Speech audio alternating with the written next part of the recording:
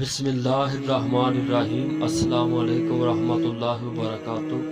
ناظرین کرام، نبی کریم صلی اللہ تعالیٰ علیہ وآلہ وسلم کے ایک صحابی جن کا نام حضرت زرار بن عذور تھا، یہ ایک ایسے انسان تھے کہ دشمن بھی ان کے نام سے خوف کھاتے تھے اور ان کی راہ میں آنے سے کتراتے تھے۔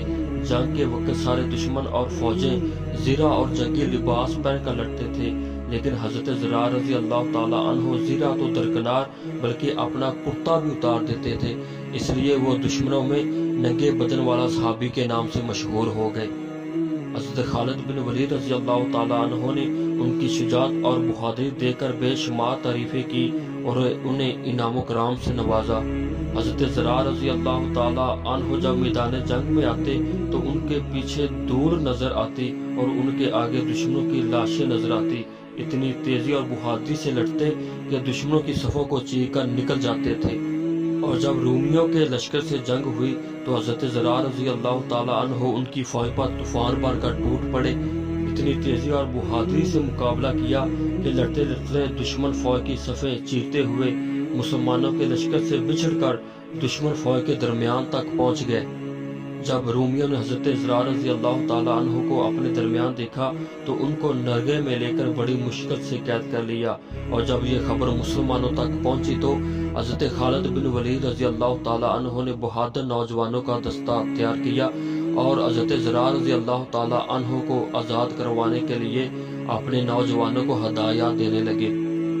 اتنے میں حضرت خالد بن ولید رضی اللہ تعالیٰ عنہ نے ایک نقاب پوش سوار کو دیکھا جو کہ دشمن کی فوج پر حملہ کر رہا ہے، اور اس سوار نے دشمن پر اتنی بہادری سے حملہ کیا کہ دشمن پیچھے ہٹنے پر مجبور ہو گئے۔ حضرت خالد بن ولید رضی اللہ تعالیٰ عنہ یہ دیکھ کر حیران رہ گئے کہ یہ سوار کون ہے، اور اپنے ساتھیوں سے پوچھنے لگے کیا تم انہیں جانتے ہو، لیکن سب نے لا علمی ظاہر کی کہ ہم نہیں جانتے۔ حضرت خالد بن ولید رضی اللہ تعالیٰ عنہ اس سوار کی بہادری سے متاثر ہو کر اس کے پاس گئے اور پوچھا کہ تم کون ہو، لیکن اس سوار نے کوئی جواب نہ دیا۔ پھر حضرت خالد بن ولید رضی اللہ تعالیٰ عنہ نے دوسری مرتبہ پوچھا، لیکن دوسری مرتبہ بھی کوئی جواب نہ ملا۔ تیسری بار حضرت خالد بن ولید رضی اللہ تعالیٰ عنہ نے اس سوار سے پوچھا کہ اے بہادر تو کون ہے؟ تو نقاب کے پیچھے سے ایک نسوانی آواز آئی کہ میں زرار کی بہن حضرت خولہ بنت عذور ہوں، اس وقت تک چین سے نہیں بیٹھوں گی جب تک میں اپنے بھائی کو آزاد نہیں کروا لیتی۔ حضرت خالد رضی اللہ تعالیٰ عنہ نے کہا کہ آپ نے پہلے کیوں نہیں بتایا؟ تو وہ کہنے لگی کہ اگر میں بتا دیتی تو آپ نے مجھے منع کر دینا تھا۔ پھر حضرت خالد رضی اللہ تعالیٰ عنہ نے کہا کہ آپ کو آنے کی کیا ضرورت تھی، ہم تھے آزاد کروانے کے لیے۔ تو حضرت خولہ رضی اللہ تعالیٰ عنہ نے جواب دیا کہ بھائیوں پر جب مصیبت آتی ہے تو بہنیں ہی آگے آیا کرتے ہیں۔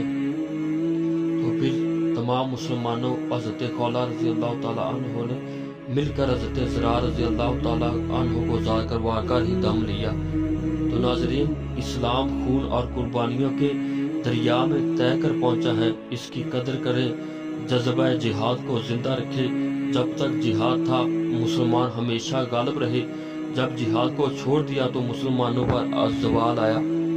کم از کم اپنے بچوں کے نام اسلامی ہیرو کے نام پر رکھے تاکہ انہیں پتہ چلے کہ ان کا نام کس کے نام پر ہے، اور نام کا اثر شخصیت پر بھی پڑتا ہے، اور ان کی تربیت ایسے انداز میں کریں کہ اسلام کا مستقبل روشن کرنے میں اپنا کردار ادا کر سکے۔